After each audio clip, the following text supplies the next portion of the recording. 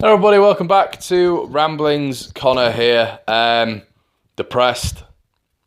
Oh god, doesn't even touch it at the minute. I'm absolutely, it's a real downer for me, that is, guys. It was a must not lose. I didn't want them to leapfrog us. I didn't want them to be in the driving seat. I didn't want them to have to slip up for us to go above them, and it looks like that's where we are now. I thought we played really well. I thought we restricted them. We defended well in the first half because he didn't have anything to do. But, you know, Lady Luck again. We're looking at Lady Luck and Baldock. For me, it's a straight red for that tackle. If you don't think so, you're delusional. It is a straight red, 100%. But, you know, it just set the tone for the game, really. You know, Leeds didn't really get the rub of the green with that. Then the chances, we didn't get the rub of the green there either. You know, 4 clear-cut chances. We cut through them really easily in the first 40 minutes. I was actually I was stunned, actually, that Sheffield United were playing the way they were doing. Leeds were carving them open. You know, I can think of 3 chances off the top of my head. Bamford should have scored. Should have hit the back of the net. It was crossed back into him. That was within the first 10 minutes. Roberts had a chance within those 10 minutes as well. The ball was pulled back from Ayling to Cleek. Cleek left it for some bizarre reason to Alioski, who then blazed it over. The big chances, and against the Sheffield United side who defend so resolutely and so well, arguably the best defensive record, you know, form-wise in all the divisions in England at the minute. And we've got to take those chances. And Chrissy Wilder was going to get them in at half-time, and he was going to change it up, because aside from the last 5 minutes of that first half, it was Leeds' half. We were completely dominant. But we've spoken about it so many times this season, it's not making the chances count. And it's a big worry. And, you know, the top 2 in the divisions gone by, you know, every single season, you've seen it in and out. You know, even Cardiff to an extent last year, every chance Cardiff had, they'd bury it. You know, they were clinical. Wolves, obviously, Brighton, Newcastle. The list goes on, and Leeds, for me, we just miss a little bit of quality in that final third. I don't know whether or not it's a mindset we have to walk it in towards the end of the game, where we're just passing it around the back, not lumping the ball up. It's the Bielsa way, but screw it, when you need to, you just get the ball up. You know, you just get the ball in those spaces, and we didn't do that.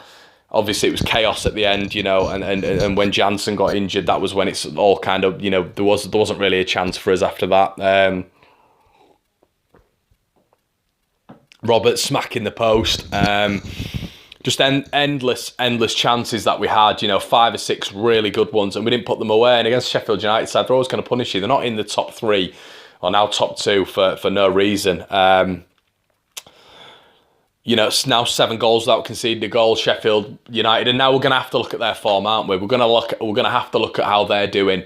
You know, I didn't want to do that. We'd have won today, would have been 5 points clear. There'd have been potential for a slip up for Leeds. But now, the worrying thing is for Sheffield United is they're just so difficult to beat. They come to a team like us, who I still firmly believe are the best attacking team in the division, and we just couldn't break them down. Obviously, the chances were created, but the chances are created every single game. You know, I hark back to Sheffield Wednesday earlier on in the season, even QPR. You know, the games where we didn't pull up maximum points, Stoke. It's so frustrating that we just can't finish off, you know, maybe 80% of our chances. It's always sort of a 50-50 split. You know, 17 shots on target today and none on target. You know, I think they had 9, but they had 1 on target, the most favourable one, which obviously went in the back of the net. Yeah, I mean, obviously Wilder admitted afterwards that we were the better team, but I'm trying to give us credit here, but it doesn't matter at the end of the day. It doesn't matter. The result's gone for Sheffield United. You know, we were the better team. I do thoroughly believe that through the 90. I feel we were the more attacking team. We were better going forward. We looked quick as well. We looked nippy, but they always look good on the counter-attack as well. I thought Sharp had Cooper's number the entire game, if I'm brutally honest with you. I actually said it to my mate in the first half. There was a couple of times where Cooper looked a little bit unnerved by Sharp. Obviously, ex-teammates. They've not played against each other that much since Sharp left. But interestingly enough, that first game, Halmer was brought on, obviously, and he was marking Sharp alongside Jansen and alongside McGoldrick for them. But Cooper, it sort of looked like Sharp was in his head a little bit. A couple of shaky passes when Sharp was closing him down. Sharp was always in the referee's ear as well. And the goal, wow. I mean, I don't know what to say, really. I really don't know what to say about that. Cooper messing it up, obviously. allowing Sharp to just feed Basham in, who was unmarked. I don't know who was following him. Basham, a centre-half by trade, just steaming up by himself, no one following him. And it was a real shame to see. I thought we looked really shaky in that second half at the back. You know, the pressure was... Sheffield came out a different side for me. They came out and they were firing, and they came out with a lot more energy and vigour.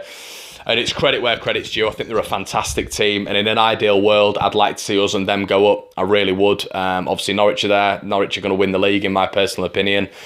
And it's so deflating. I'm so deflated. And it's because if it was up against a team, you know, even if Norwich, let's say, were second, I know Norwich don't lose many, but for me, Norwich are more susceptible to a loss than Sheffield United. I know that sounds absolutely crazy, but Norwich concede goals, whereas I think Sheffield United, they're able to shut teams out so effectively, and you saw that today. Do you know what I mean? I always feel with Norwich, when I've watched Norwich, they do score goals, but they are susceptible to conceding.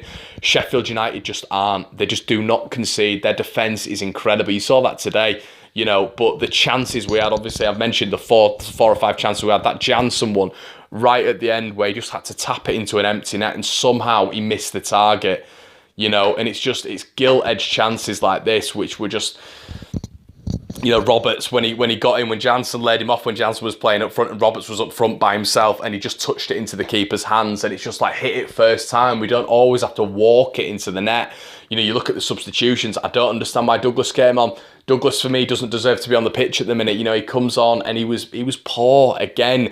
Loads of balls in that were just straight to Henderson. The corners not beating the first man. Defensively susceptible again. I don't think we looked assured when he came on. Pushing Alioski to the wing. Why?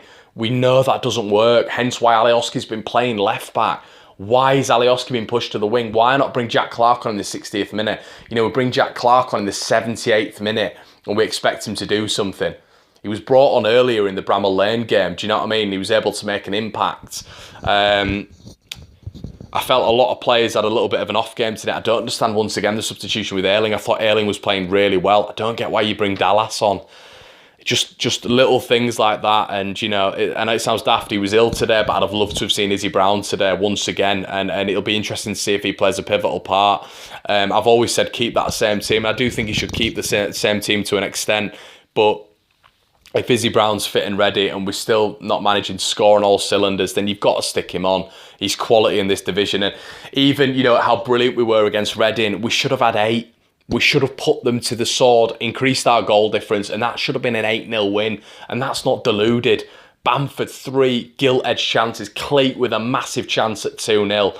Pablo with 2 huge chances, even though he scored 2, you know. And this is what I mean, you know, we're playing brilliant football and it's excellent, but it's just that little bit. I feel Leeds are 85% of the way there, but that just last percentage is the clinical nature of our play. You know, Sheffield United, 1 shot, 1 goal on target. Oh, man. Yeah, as I say, with Sheffield United, a lot of people don't like it when I give the opposition credit, but I love it when opposition teams, channels, whatever it may be, managers, you know, we're all harping on about Wilder giving us credit. You've got to give credit where credit's due. They were incredible at the back today.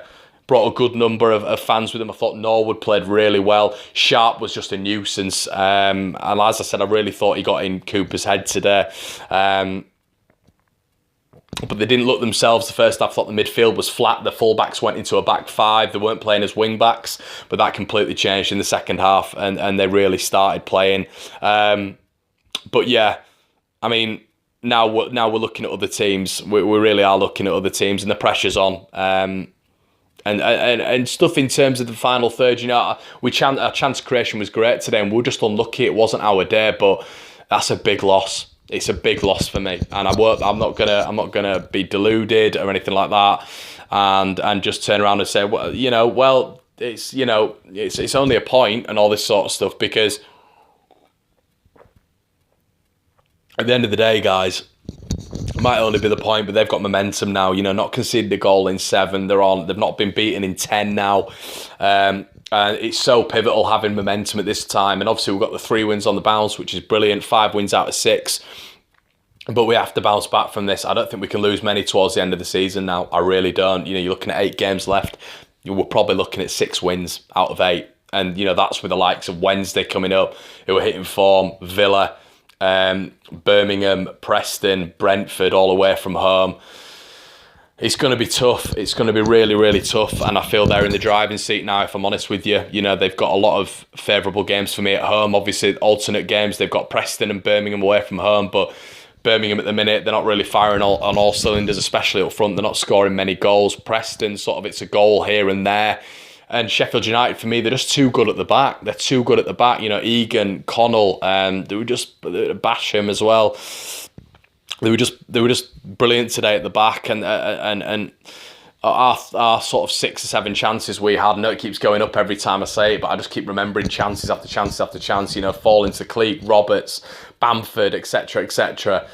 And we're just not able to fully take all of our chances at the minute, and it is really letting us down at the minute. And obviously, you say, you know, we're in the top 3, and it's a dramatisation really, but it's not because we want that top 2. The worst thing would be to fall in those playoffs. You know, it'd be horrible to fall in those playoffs, because guess what, guys? Teams who are trying to get into that top 6 now, building up momentum. You know, you look at Villa at the minute; they're on an absolute steam train.